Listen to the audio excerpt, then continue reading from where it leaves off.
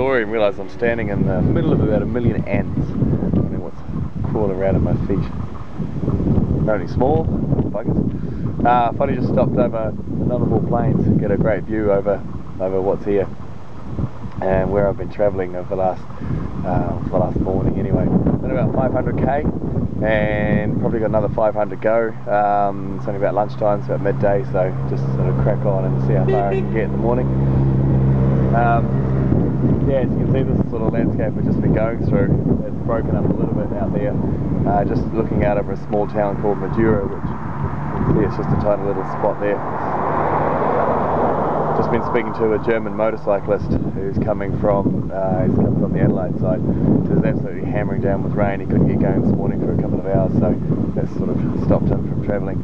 I'm heading into it, which is going to be amusing. You can kind of just see all the crappy weather on that side over there. So I shall leave the sunshine by the sounds of it, and the flies.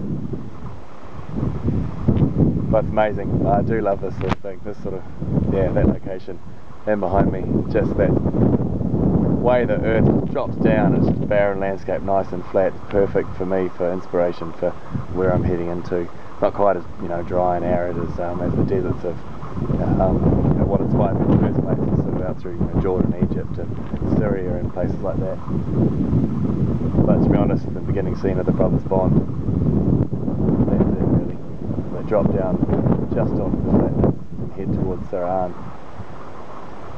That's kind of like what they would see if it was just more burning, you know, than the last of the afternoon sun, just that burning landscape. In fact, just ignited on fire from that afternoon sunshine. That would be good.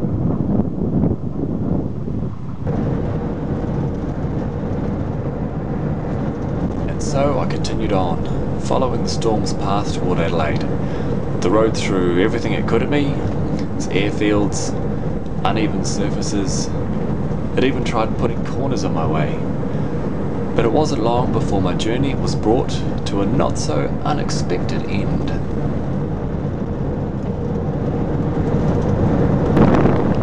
I reached the underbelly of Australia at last, the Great Australian Bight, and I was loving it. Finally made it to the Great Australian Bight. Nullarbor Plain is pretty much done. From now I'll follow the coast, the town of Nullarbor, especially enough. But it's pretty good to get sight of the sea at last. It's not exactly the nicest day, it's pretty blustery and a bit cloudy, but it's beautiful waters nonetheless. So I should just sort of follow the coast around for a little while. And I'm hoping later on we'll sort of miss those cliffs where it just drops into, well, yeah, just straight out into the sea. That's sort of my aim. Got another couple of 100k to go. Then I might sort of call it quits for the day. A lot of stopping and sightseeing and stuff along the way I think today, so yeah, it should be quite fun.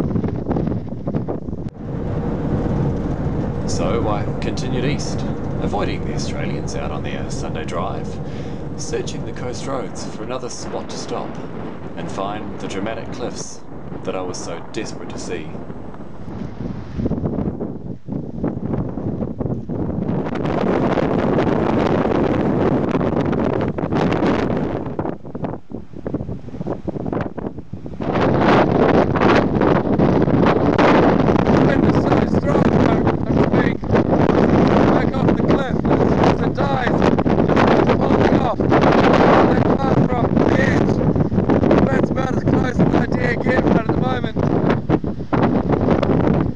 It's awesome!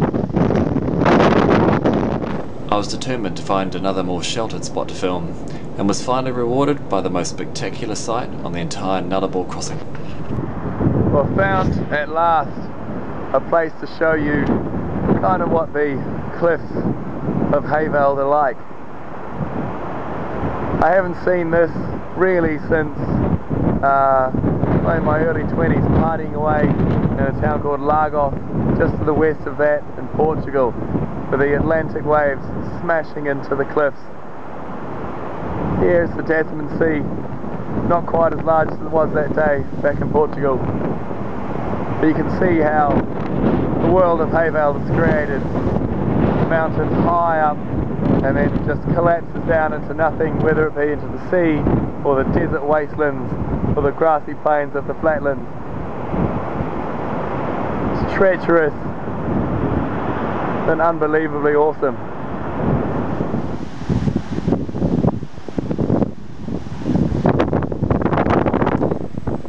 As the last light of day fell, I set out for my final stop, the small caravan site at Nullarbor.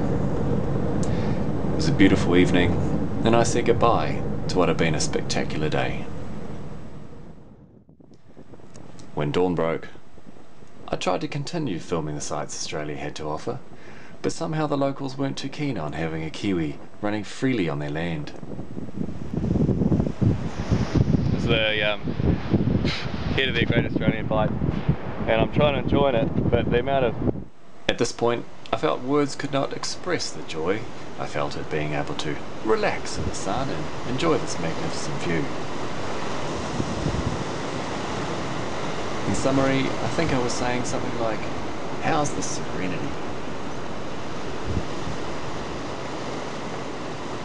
I don't think I've had that many flies so aggressively swarm over me ever actually. The last time there was anything remotely like that was photographing in a pig farm in the Philippines, north of Manila. And that was right next to some sort of water treatment area or something like that. It was all covered up, sort of swamp area where there were just millions of flies, but they were nowhere near as aggressive as these little buggers.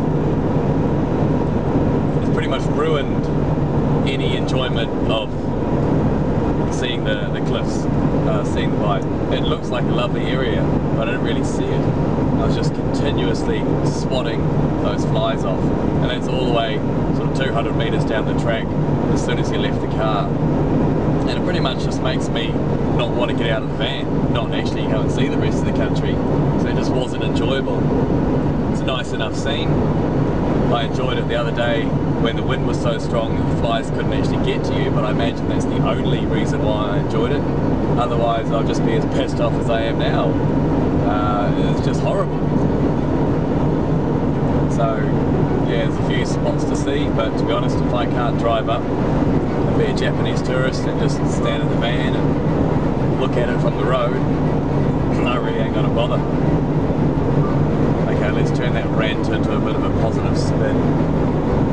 I'm looking for things, all especially out in the deserts, to irritate them, find things that will start pissing them off, really get aggressive, frustrated, little things just spark them off. And with me personally, that whole flies, I don't know, maybe there's just one thing that just, yeah, bugs the crap out of me. But, you know, if I could have that same ability as his, I'd now be pissed and would probably want to take it out on someone or something. Namely flies, really, but in context of the story, there's still some buzzing around here.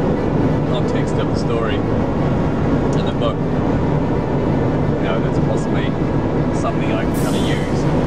Maybe not the flies, but just that sense of sort of pent-up aggression that I've got from the little buggers. There's nothing you can do about them, that's the problem. You know, you walk away completely defeated. So all has the ability to fight back, so I've got to, you know, remember that feeling of just, you know, get the hell away from me kind of thing, and utilise that somehow in the boat.